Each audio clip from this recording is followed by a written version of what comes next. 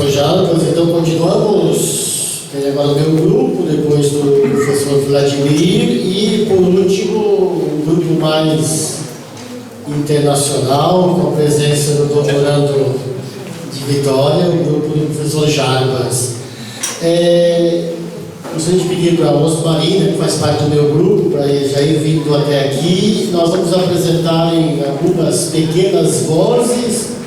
A minha missão aqui como líder do grupo é só apresentar o projeto e já justifico qual é exatamente o projeto. O grupo nós estamos trabalhando desde o ano passado e o tema geral do nome do nosso grupo é Ecos da Torá, Escritura nos Evangelhos e na literatura paulina. Então, olhar os textos, digamos, dos Evangelhos de modo geral.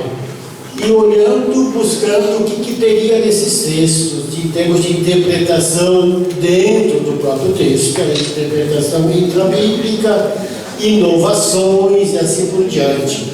Buscando um vai e vem entre o Antigo e o Novo Testamento, entre a tradição de Israel, a tradição da Igreja, e olhando como que estes textos têm, digamos, raízes profundas, um enraizamento neste mundo que é literário, trata-se de literatura, mas que é palavra de Deus, que é palavra humana, porque é escrita por homens e mulheres, mas, digamos, a importância de tudo isso como escritura.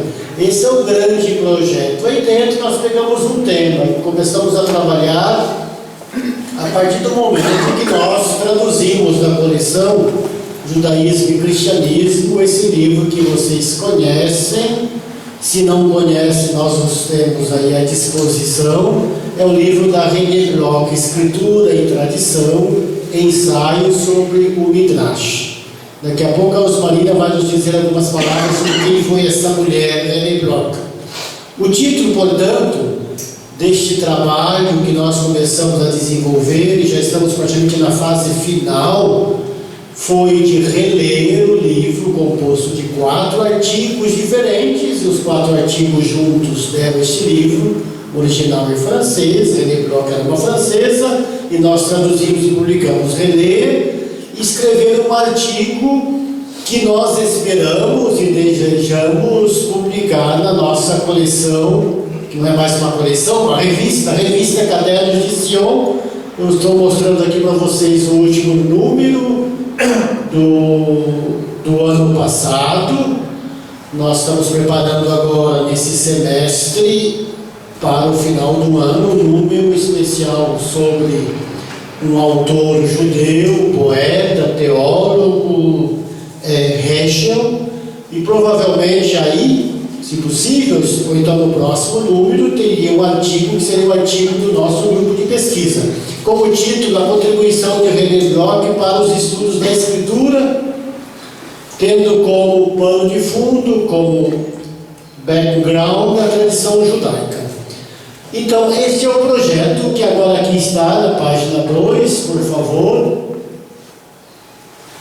Então, partindo do livro, qual é a problemática do nosso artigo, do nosso estudo, que deve se transformar em artigo? Então, a partir deste livro Escritura e Tradição, que eu já mostrei para vocês, buscar contextualizar a autora, René Bloch, nos anos 50, na França, mostrar a sua importância, a importância de suas pesquisas sobre o método de interpretação das Escrituras, que é um método chamado Midrash, e ela tem uma abordagem, digamos, específica do Midrash. Neste sentido, o destaque da obra da René Bloch é como ela desenvolve essa maneira própria, essa problemática específica, que ela chama de método comparativo, isso nos anos 50. E isso sem ignorar, evidentemente, que se trata das Escrituras, das Sagradas Letras. Pergunta-se, portanto, sobre aquilo que se tem de inédito no trabalho dela, na sua contribuição. Essa é a problemática, digamos, geral. Os objetivos do nosso trabalho foi, portanto, e aqui eu vou deixar logo mais a Osmarina dizendo umas palavras sobre quem foi a René Bloch. É a partir dos artigos dela, esse é o objetivo geral, fazer uma análise dos textos. São 4 artigos que foram reunidos no livro, e mostrar como ela vai aprofundar a relação entre escritura e tradição dentro do corpo literário que constitui a própria Sagrada Escritura. Os objetivos específicos são, a partir da obra agora publicada em português, Escritura e Tradição, o grupo levantou já, porque nós estamos no final do trabalho, a problemática específica de René Bloch, mostrando como ela entra em diálogo com outros autores e mostrando a importância do trabalho pioneiro de René Bloch, as novidades, o seu método de leitura, tendo como fio condutor a figura de Moisés. A figura de Moisés, que aparece nos artigos, é a grande figura, é o grande personagem do Êxodo, que atravessa vários textos, e que inclusive seria o final do nosso artigo. Nós queremos mostrar como que esse personagem depois reaparece no Novo Testamento, no Evangelho de Mateus, por exemplo. Jesus é considerado o novo Moisés. Só uma figura, para quem não está iniciado, uma imagem. Moisés no Sinai recebe a palavra de Deus e transmite ao povo. Jesus, no Sermão das Montanhas, o que ele faz? Ele pega essa palavra, eu porém vos digo, e ele dá a sua interpretação, explica, de uma certa maneira pratica o Midrash, o que é esta palavra, segundo ele, agora no discurso da montanha. Evidentemente, esta palavra é dada por ele aos seus discípulos e discípulas e para nós hoje. Vocês percebem já na imagem a relação entre essa figura de Moisés, que recebe e transmite a palavra, e Jesus, se nós conseguirmos aplicar como conclusão do artigo, Jesus como que ele prolonga e desenvolve este mesmo modo. Então a justificativa do nosso trabalho é que René Bloch foi pioneira nos estudos sobre a Escritura e a tradição. Ela teve uma morte, digamos, prematura e acidental. Ela fazia parte de uma equipe que nós tínhamos, quando digo nós, é a Congregação dos Religiosos Nossa Senhora de Sion, em Paris, uma equipe que publicou os Cadernos de Sion, Cahiers Sioniens, e daí o título da versão brasileira agora é Cadernos de Sion, em homenagem também a esse trabalho pioneiro. E ela deixou, portanto, um grande legado. A sua contribuição, a contribuição de René Bloch, é inovadora no campo dos estudos bíblicos nos anos 50. Parece que faz muito tempo. Como diz o Salmo, a vida de um homem dura 70 anos, feliz aqueles que chegam até 80. Aqui já fazem quase 70 anos, ou um pouco mais de 70, mas que tem ainda o seu valor e a sua importância. E esse trabalho, portanto, pode inspirar novas pesquisas, novos pesquisadores nas áreas da teologia e das Sagradas Escrituras. E o nosso grupo, então, Ecos da Torá, como eu já disse, pretende publicar um artigo. Resumo agora e troco em miúdo a ideia do artigo. Uma introdução sobre quem é René Bloch, e ela vai fazer em poucas palavras um desenvolvimento a partir dos 4 artigos que nós publicamos aqui, em torno do leitmotiv, da figura do personagem Moisés, mostrar como que René Bloch apresenta quem é esse Moisés nas Escrituras e na tradição judaica, no olhar, na perspectiva de René Bloch, seria, digamos, o desenvolvimento do artigo. E aí, em conclusão, e a última parte do artigo, seria, digamos, a recepção disso, o olhar, digamos, a partir do Novo Testamento, uma comparação possível, por exemplo, entre a figura de Moisés e agora o novo Moisés, Jesus, que como Moisés transmite a palavra de Deus. Com a palavra, Osmarina vai nos dizer quem foi René Bloch. Aqui, uma boa manhã a todos. A aproximação entre as tradições judaicas e cristã permite afirmar que ambas têm uma origem e características comuns. Um tronco comum cujos ramos produzem os mesmos frutos. Tal foi o objetivo dos estudos dessa querida Annie Bloch, a autora cujo profundo amor, revelado em uma definitiva vocação, e a tornou uma valiosa especialista em tradição judaica. A exploração séria da literatura midráshicas que ela fez, o estudo aprofundado dos targums palestinos, a reconstrução do ciclo trienal de leitura bíblica na sinagoga e estudos sobre o judaísmo antigo que ela também fez, dentre outros. E a mostra que ela fez isso foram em poucos anos de vida. Por um trágico acidente, essa jovem promissora morreu com apenas 31 anos de idade. E deixa inacabada a obra da vida dela, o artigo sobre Moisés, o homem da aliança, pronto apenas 10 dias antes do falecimento, no qual ela apresenta alguns aspectos da figura de Moisés na tradição rabínica. E esse é um belíssimo trabalho que a gente vai apresentar hoje para vocês, que lá no centro a gente trabalhou e vimos, e agora quem vai apresentar para a gente vai ser o...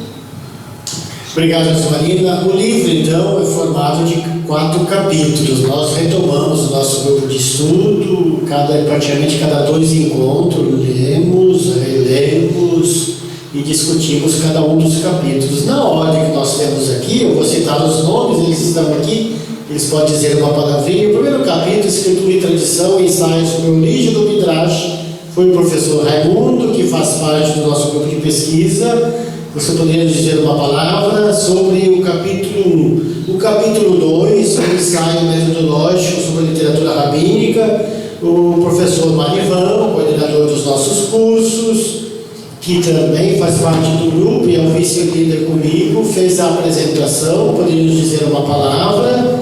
O capítulo 3 foi o Éden, que está aqui presente, que, digamos, fez a síntese e trabalhou conosco no grupo. O capítulo 3, sobretudo, em torno dessa figura, alguns aspectos da figura de Moisés. E, enfim, o último capítulo, nosso, como eu gosto de dizer em francês, Peter Rancel, o cineasta, o Vitor Valdo, que além de gravar, eu agradeço pessoalmente a ele, todos os nossos encontros, que depois ficam disponibilizados no nosso site. O Vitor também é professor e trabalha conosco no centro e faz parte do grupo. Ele abordou o capítulo 4, o exemplo de Ezequiel. E tem outras pessoas que estão aqui que fazem parte do grupo, a Kátia, desculpe não citar todos os nomes, o Diácono Elton, que não pôde vir, que faz parte do grupo, quem mais?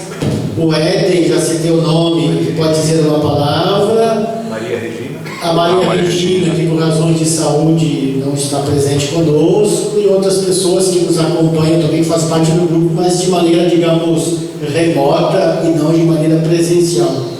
O cérebro do grupo são esses nomes que estão aqui, que se reúnem conosco lá no Centro de Estudos, cada 15 dias, todos os sábados, depois da manhã de estudo, e nós ainda ficamos lá na parte da tarde, da 1h30 às 15 horas.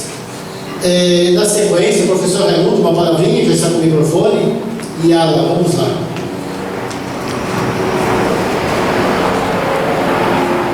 Muito bem, chamam todos, bom dia.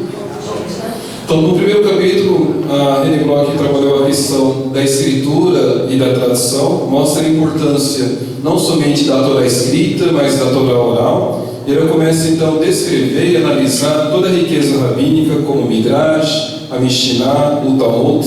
Mostra essa relação entre a escritura e tradução, e que para nós, enquanto cristãos, isso é fundamental. Como vai dizer o magistério da igreja, Sagrada Escritura e Sagrada Tradição são duas fontes da mesma revelação. E o que me chamou muita atenção ao grupo de pesquisa, além de estudar o Midrash, tanto da Torá, ela mostra a presença dos Midrash, do método Midrash, que depois ela chama também de gênero Midrash, no Segundo Testamento. E ele vai dando aí alguns exemplos. Tá? Por exemplo, quando ele fala assim que o Midrash se encontra tudo no Novo Testamento, como o Midrash Homilético, o Midrash Halahá. Se nós pegamos aqui em Mateus 5, 32, que fala sobre a questão do divórcio, é um Midrash haláquico, ou seja, é um Midrash que vai então fazer toda uma releitura da Torá para fundamentar a questão da lei presente nos Evangelhos. Se nós pegamos ainda a questão do gênero Midrash, que ela cita a questão da pedra rejeitada pelos construtores. Lá no Salmo 118, 22, fala dessa pedra. Depois ela mostra como que isso é reinterpretado, relido, midrashicamente, nos sinóticos e na carta de Pedro. Então, é aquilo que um dos padres de Sion costuma dizer, o padre Vitório, o Segundo Testamento, o Novo Testamento, nada mais é do que uma releitura do Primeiro Testamento, exceto a novidade trazida por Jesus. O que muda aí é a chave hermenêutica, né? Então, a partir da proclamação, do anúncio, do querigma, nós temos aí toda uma releitura da Torá, todo o Midrash. Em outras palavras, o Novo Testamento é um Midrash da Escritura. Então, um pouco isso que nós compreendemos na primeira parte do livro da René Bloch. Bom? Muito bem, obrigado. Quem mais? Talvez na sequência, ou forma de diálogo, se quiserem reagir, os membros do grupo.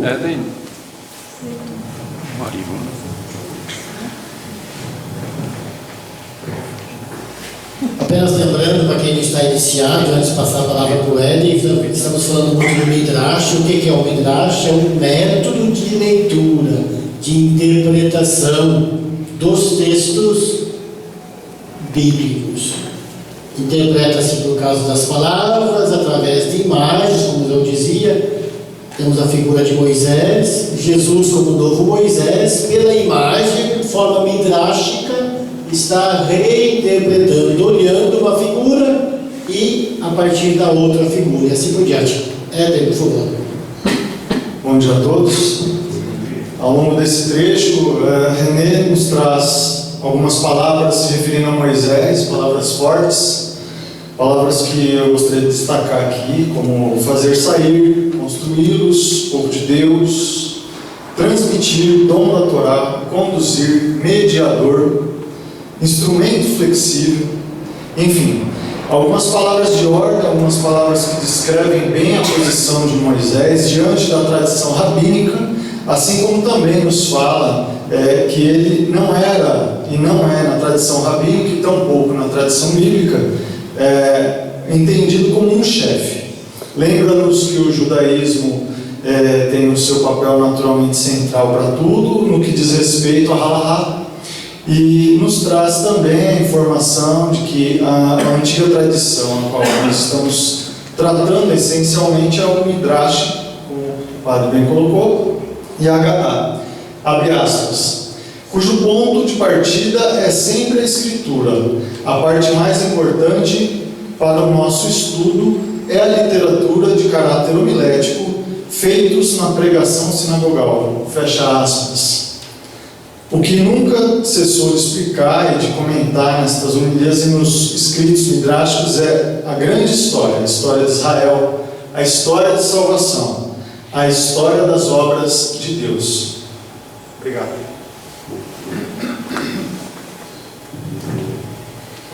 Mais alguém? Vitor, por favor. Não precisa necessariamente da ordem. O capítulo que o professor Marivan nos apresentou é mais de metodologia. Não sei se você vai reabordar, trazer um outro aspecto. Vitor, por favor. Eu e a Kátia, nós trabalhamos bastante o capítulo 4 do livro. René Bloch denomina esse capítulo como o exemplo perfeito do procedimento midrástico na Bíblia. Já se foi comentado, né? Mas nesse capítulo 4, logo no início do capítulo, está indicada a metodologia da abordagem de alguns exemplos midráshicos, e esses textos então serão submetidos a uma profunda análise literária. Logo em seguida ela apresenta as grandes linhas do texto do capítulo 16 de Ezequiel, que é o capítulo que ela vai trabalhar de Ezequiel. Eu vou apontar apenas algumas alguns exemplos. Ela apresenta assim os versículos 8 e até o 34. Ela apresenta que seria, ela está falando aqui do nascimento de Jerusalém, né? E ela fala que é a origem miserável de Jerusalém. Então depois ela diz que nos versos 8 a 14, Jerusalém atinge o ponto mais alto da glória. A prosperidade e beleza a tornam célebre entre as nações. Do 15 ao 34, ao esplendor se opõe a infidelidade. Aí Jeremias então compara Jerusalém a uma esposa insensata.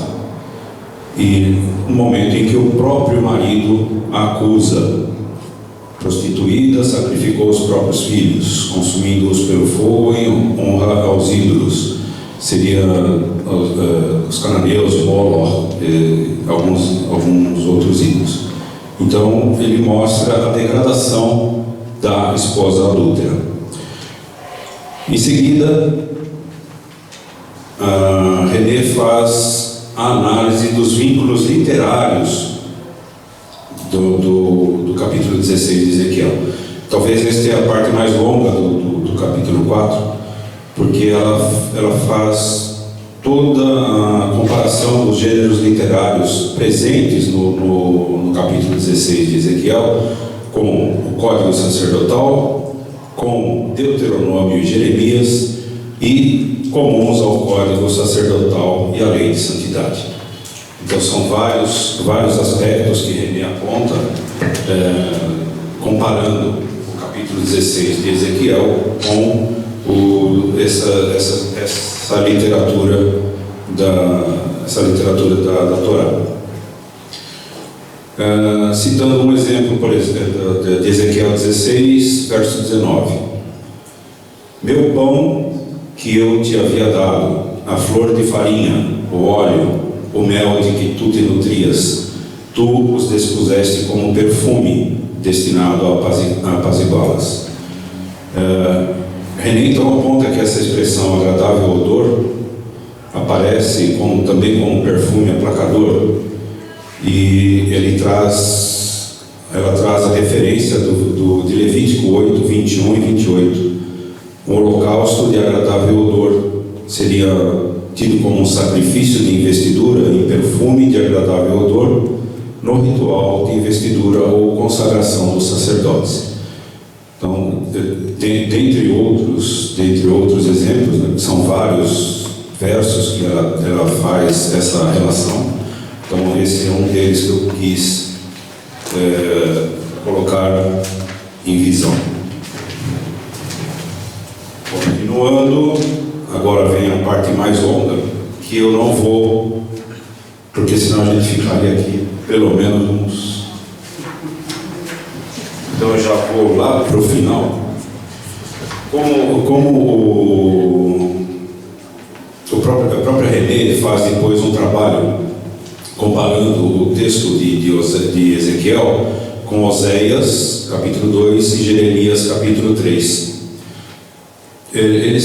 Oséias e Jeremias trazem também a figura da esposa, a figura do casamento, né? E o verso 16, 14, ela apresenta, né, conforme Jeremias 3:20, como uma mulher que traz seu companheiro, assim vós me traístes, ó casa de Israel. Então ele traz toda essa consideração, para depois, no final, trazer a consolação, quando então Deus relembra da aliança, né? E como é que a gente diz? Recupera, ele resgata, né? Resgata não só Jerusalém, mas resgata também Sodoma e Gomorra, que seriam as duas irmãs maiores de Jerusalém. Para adiantar mais um pouquinho, eu queria trazer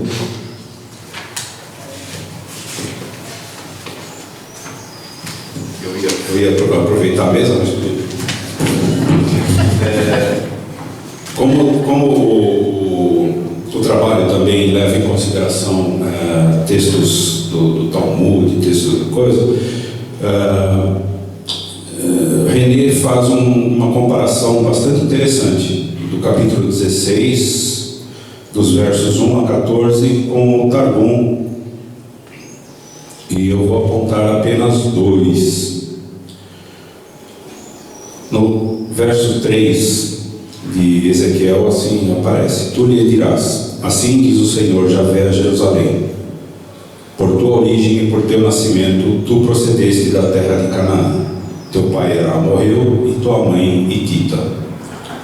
O Targum nos apresenta o seguinte texto: Dirás, eis o que diz o Senhor Deus aos habitantes de Jerusalém: Vossa habitação e vosso lugar de origem era a terra dos cananeus.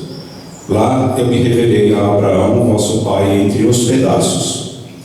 Eu lhe fiz conhecer que vós desceríeis do Egito com braço forte. Fui eu que vos libertei, e pelo mérito de vossos pais, eu expulsei diante de vós os amorreus e destruí os hititas. Seguindo mais à frente, no verso 9 de Ezequiel 16:9, banhei-te com água, lavei o teu sangue e te ungi com óleo. Interessante o que diz o Targum: E eu vos redimi da servidão dos egípcios, eu vos tirei da dureza da tirania, e eu vos conduzi à liberdade. Bom, eu creio que, para finalizar, apenas apontar, como já foi apontado pelo Raimundo, René nos fez ver que, de fato, os evangelhos são lidos como midrashim da Torá. Não caberia outra comparação. O nosso grupo também está ainda em aberto, né? O Padre Donizete pede que nós façamos a divulgação, né, para aqueles que quiserem participar do grupo. Mas eu queria pedir só para o Alexandre: você pode pôr só o último slide dessa... Isso. Eu trouxe para vocês um texto do Talmud. A gente faz uma comparação com Mateus 5, 17 e 20. Não se retirará nenhum só iod, nenhuma só vírgula da lei. Então, um texto aqui: Ima Shalom, esposa de Rabi Eliezer, irmã de Rabban Gamaliel. É um filósofo sectário que morava na vizinhança. E ele era relatado por nunca ter aceito subornos, era um juiz. Eles desejavam expô-lo, então ela trouxe para ele uma lâmpada de ouro. Apresentou-se a ele e lhe disse: Eu desejo que uma parte das terras de meu pai me sejam dadas. Ele ordenou: Divida. Rabi Gamaliel lhe disse: Está decretado para nós aqui há um filho, uma filha não herda. Ele replicou: Desde o dia que você foi exilado de sua terra, a lei de Moisés foi substituída, literalmente tirada, e outro livro dado, em que um filho e uma filha herdam igualmente. No dia seguinte, ele, Rabi Gamaliel, trouxe-lhe um asno da Líbia e disse a ele: Olhe, desça até o fim do livro em que está escrito: Eu vim não para destruir a lei de Moisés, tampouco para acrescentar a lei de Moisés. E está escrito nela: uma filha não herda onde há um filho. Então, com isso eu termino, deixando como para a gente continuar a partir desses textos a nossa reflexão do novo Moisés. Obrigado, Vitor. Nós estamos com o tempo, digamos, já ultrapassamos o tempo. Eu só queria dizer uma palavra sobre o René Bloch para dar um pouco mais de humanidade para ela. Senão damos a impressão que só temos cérebro e não corpo. René Bloch, aos 16 anos, ela é de origem judia, ela descobriu o cristianismo, ela entrou, digamos, na tradição cristã, católica, próxima de Sion, em particular de um dos nossos padres, Paul de Man. Ela fez uma grande formação acadêmica em letras, depois em literatura semítica, hebraico, aramaico, e entrou neste mundo da escritura, com aquilo que ela trazia, digamos, de família, de tradição, e é com esta sede agora, com a proximidade do mundo católico e tornando-se católica, de aprofundar. Digo isso porque é importante nos grupos de pesquisas. A gente chega com aquilo que nós trazemos e esperamos aprofundar, desenvolver, aprender mais. Nesse sentido também, do ponto de vista humano, René Bloch digamos, pioneira, é um modelo para nós. Obrigado. Marivan, uma última palavrinha. Marivan faz parte do grupo, mas não queria abusar do tempo. Bom, somente para dizer assim da alegria, né, de podermos ter um centro de estudo, esse estudo de pesquisa, e reforçar o convite para fortalecer esses grupos, uma vez que é importante para nós que somos pesquisadores, e isso é de uma presença assim, muito importante para o centro de estudos atingir os seus objetivos naquilo que ele se propõe, não apenas de ensinar, mas principalmente pesquisar. Nós somos um centro de estudos, como sempre nos lembra o professor Jarbas, nós somos um centro de pesquisa, um instituto de pesquisa que também ensinamos aquilo que pesquisamos. Muito obrigado.